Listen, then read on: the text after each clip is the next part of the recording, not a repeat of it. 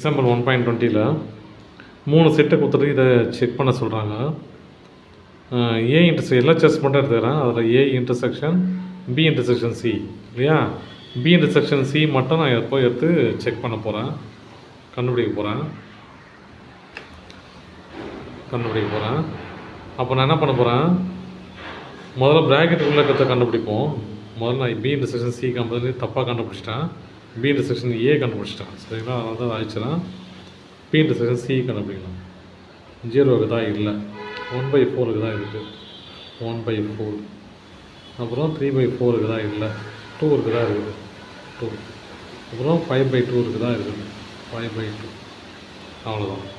இப்போது A intersection B intersection C, ஏவையும் இதையும் இன்டர்செக்ஷன் பண்ணோம். 1/4 தான், 1/4 இருக்குது. 1/4.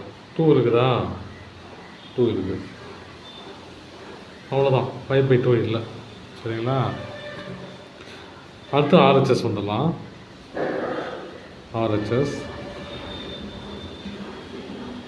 ஏ இன்டர்செக்ஷன் பி இன்டர்செக்ஷன் சி. சரியா.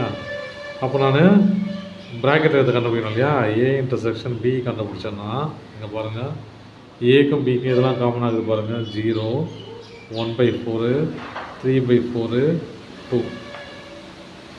0, 1/4, 3/4, 2. சரியா. இப்போது இதை சியோட இன்டர்செக்ஷன் பண்ணணும். A intersection B intersection C. அப்போ என்ன பண்ணலாம், இதுக்கும் சிக்கும் காமன் டேர்ம் பார்க்கலாம். இதுக்கும் சிக்கும் காமன் டேர்ம் இங்கே பாருங்கள்.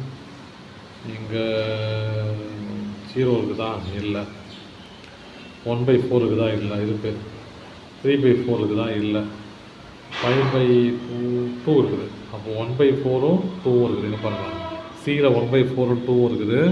ஏ இன்டர்செக்ஷன் பியில் 1/4ம் 2ம் இருக்குது. அப்போ 1/4 2. இப்போ பாருங்கள், ரெண்டும் ஈக்குவலாக இருக்குது பாருங்கள். ஈக்குவலாக இருக்கிறதுனால இது ப்ரூஃப் ஆகிடுச்சு. ப்ரூஃப்.